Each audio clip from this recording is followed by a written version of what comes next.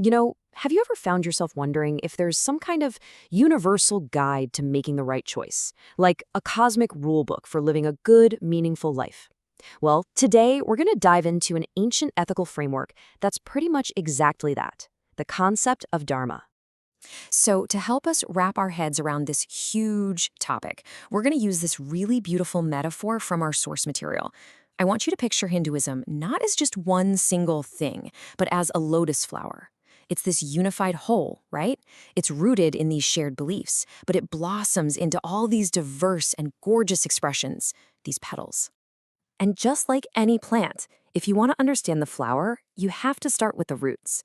For our lotus, those roots are the foundational concept that nourishes everything else, Dharma. Now, the word Dharma itself is, well, it's fascinating.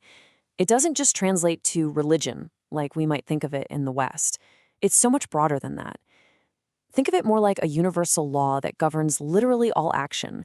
It's the underlying order that keeps the entire cosmos running smoothly. So it's not just a belief system. It's about righteous living. The sources help us out by breaking this down into three distinct layers.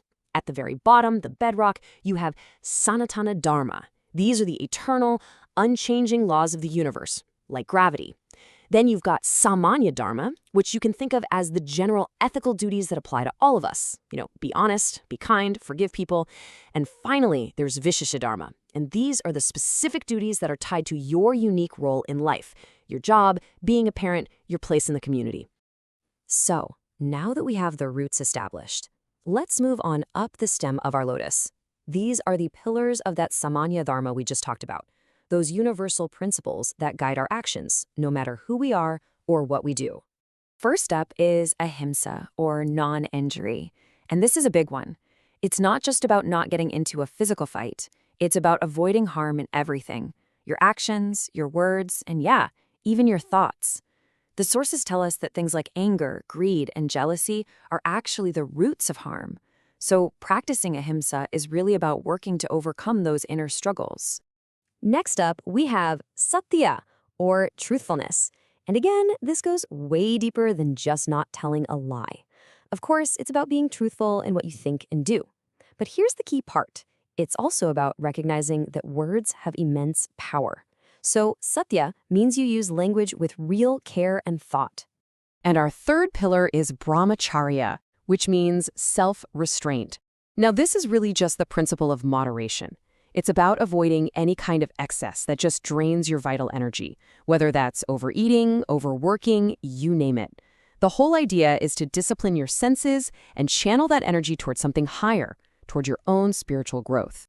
Okay, so we've got non-injury, truthfulness, and self-restraint. Sounds simple enough, right? Well, what happens when these principles clash? This is where Dharma gets really interesting. It stops being a rigid list of rules and becomes this dynamic, flexible framework for navigating the messy parts of life. Let's really think about this for a second. Put yourself in a situation where telling the absolute, literal truth would get someone seriously hurt. What do you do? This is a classic ethical problem, and Dharma tackles it head-on. And this dilemma shows you the beautiful nuance of Dharma. See, according to the sources, an action isn't just judged in a vacuum. The most important question is, does it sustain harmony? So in this case, protecting a life, upholding ahimsa, or non-injury, is actually considered more dharmic because it preserves harmony. Telling a truth that leads to violence, well, that just disrupts it. All right, let's go back to our lotus metaphor and move up to the blossom itself. Because just like a single stem can burst forth with multiple petals, this shared foundation of Dharma blossoms into different but deeply connected spiritual traditions. The sources point to four main denominations, our four petals. You've got Shaivism, which is all about the worship of Shiva. Then there's Shaktism, which centers on the Divine Mother, Shakti. You have Vaishnavism, which worships Vishnu in his different forms. And finally, Smartism, which is a more liberal path where you can choose your own preferred form of the divine. So different, right? But they all share the same roots of Dharma, just blossoming in their own unique ways. And you can really see the diversity of these petals in what they believe. So take the idea of divine incarnations or avatars. In Shaivism, the supreme being doesn't take on an earthly form. It just doesn't happen. But for Vishnuvism, it's a core belief. They believe Vishnu has come to Earth many times as figures like Rama and Krishna. They even approach those pillars we talked about, like self-restraint, in totally different ways. Saivism often follows a more ascetic path, really focusing on austerity and intense yoga. Vaishnavism, on the other hand, is usually non-ascetic. The focus there is more on a path of total devotion and surrender to God. See? Two completely different paths, both growing from the exact same principle. So we've looked at the roots, we've traveled up the stem, and we've admired the blossom. But what is the lotus reaching for? What's the point of following Dharma anyway? Let's tie this all together and look at the ultimate goal. The ultimate goal is moksha. This is liberation. It's about the soul finally gaining its freedom from that endless cycle of birth, death, and rebirth, which is known as samsara.